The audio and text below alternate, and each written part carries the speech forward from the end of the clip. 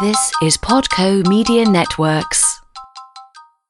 On episode 74 of Confessions of a Marketer, we're social selling.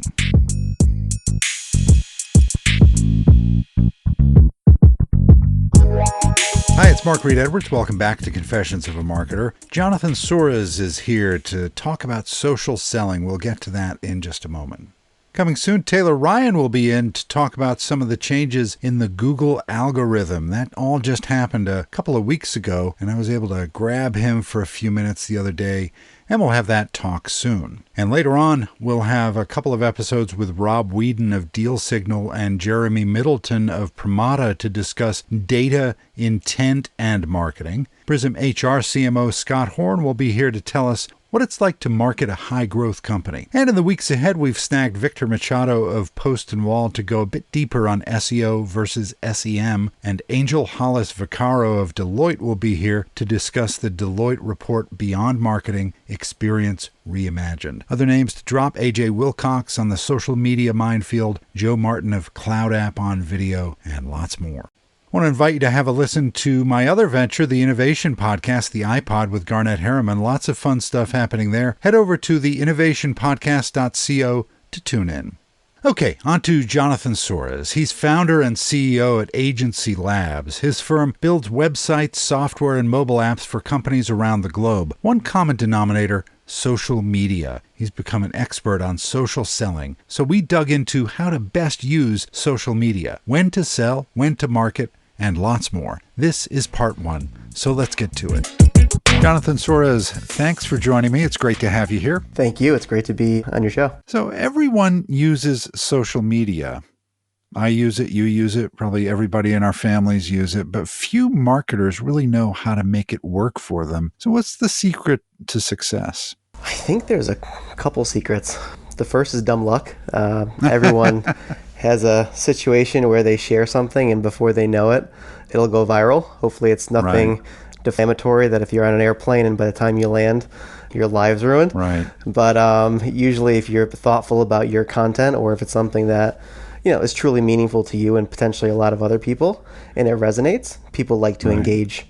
I think aside from that, video content is a lot more dominant nowadays. Yeah. Because people, they want visual stimulation. And if you're on Twitter or LinkedIn, you're just seeing, text after text after text. An engaging video is really what lures people in. So it seems to me that the platform you use depends on what you want to accomplish or what audience you're chasing. So how do you advise CEOs, CMOs, and all those guys with C's in their title on which platforms to use? I'm a fan of all the platforms. As you mentioned, they all have their, specific focus. Facebook tends to be where, friends and family congregate. I tend to share more photos of my dog and my children. I tend to be a little bit more opinionated because it's a bit more closed off and I feel more comfortable. Sure. Instagram, it's really engaging with it's more so engaging with content, the more visual stimulation. LinkedIn, which I'm the biggest fan of, if you are a C-level executive, I think having a LinkedIn profile that's really buttoned up is extremely important, and also actively engaging on LinkedIn, because the more you engage, the more visibility you not only are to your network, but to your extended network as well. And everything around LinkedIn is about thought leadership. If you want to build your brand, your personality, giving your time in terms of your knowledge, experience on LinkedIn usually adds a lot of value as you're building up your own personal exposure. Yeah, LinkedIn, to me at least, a few years ago was kind of a nice platform because you didn't get spam. It was really high level professional discussions that happened. You could network with people.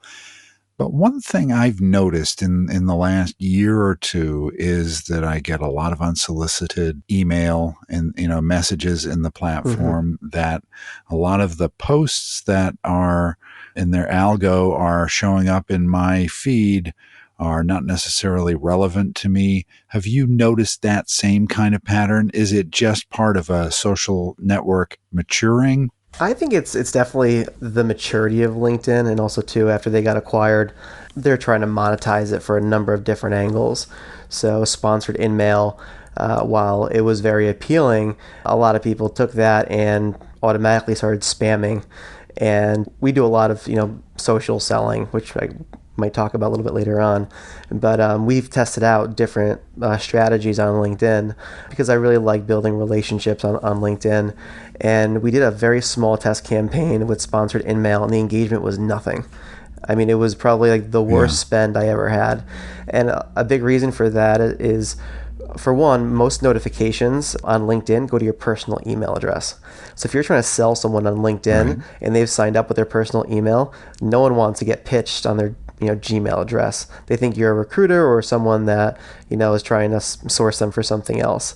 So that approach is pretty ineffective if you're really using sponsored InMail. I mean, it's great for recruiters on that side, but for the general kind of folks networking or selling on there, it's pretty ineffective. The rest, I mean, it really boils down to the content that you're engaging, not only on LinkedIn, but elsewhere, what keywords that they're picking up on your LinkedIn profile, and also to the people that you're connecting with. So they try to do some semblance of relevancy. And now they're getting into the different emotional likes that Facebook is doing. So they're trying different things to figure out what their mix is. But I think you're right. They had a really good thing, and I think they're trying too hard to be a little bit something that they're not intended to be. Yeah. You said a word that I want to explore a little bit. You said content. Mm-hmm. And a lot of success in social media comes down to content, don't you think? And what are the rules that you apply to this when you're working with clients? So I'm kind of anti-content, or a minimalist when it comes to content. Yeah. And I really believe that we live in an age that we're inundated with content. Of course. Yeah. If you think about from an email perspective, like when's the last time someone or you opened up a newsletter and actually went through and clicked through, aside from maybe a product that you really love that you want to sale on? For the most part, I mean, I get hundreds of them on a weekly basis. I don't click any, just because I don't have the time.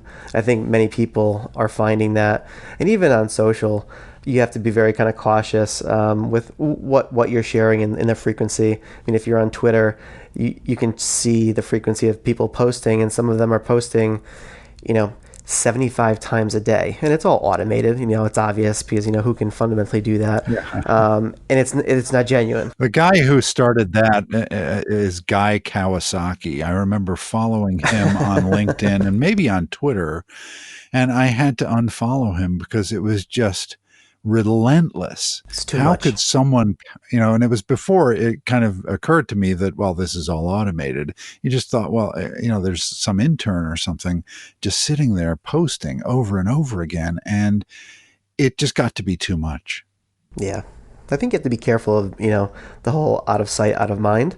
It's a delicate balance. Yeah. But you have to make sure that the content that you're sharing, it's really thoughtful, and it's something that is highly impactful. But if you're just kind of spraying and praying and hoping that you're going to share a bunch of stuff and get engagement, it usually isn't going to work. Yeah, and a lot of people do apply the old spray and pray technique to these new mediums that are supposed to be different, but a lot of people have taken the rules from the 1990s and 2000s and applied them here when the rules are really different on how to engage with people, don't you think? I do. I mean, if you look at one big argument in the sales community, if you want to call it that, cold calling. I mean, I believe cold calling is dead. I can't stand when someone randomly calls me out of the blue. Right. Most of my clients, if I ever try, even clients that I know, if I call them randomly about a project question that we're working on, they're like, hey, it catches them off guard. And especially if people are working on stuff. So yeah, and that brings us to what we're getting at here, social selling. And I think that there's a difference between selling and marketing. So how do you deal with that in social media? And when do you switch from marketing mode to selling mode? Very important question, I think. Yeah, that's a great question. I think selling really boils down to your own personality and also empathy, putting yourself in the shoes of who you're targeting, whether as a marketer or as a salesperson. Right. I don't believe in the hard sell. I'm actually the anti-sell when it comes to selling. I believe in helping first and building relationships. Yeah. And the sale inevitably does come because people want to do business with, they want to work with like-minded folks or people that they enjoy spending time with or engaging. And if you pay something forward, it always comes back to you. So I think that the way to mitigate that is to know your audience and to not be so quick to sell, to focus on building that relationship, marketing yourself, and then that'll intrigue people on selling whatever product or service that comes along with that. All right, next time, Jonathan is back and we'll explore some success stories. We'll also get a glimpse into trends Jonathan is following, so stay with us.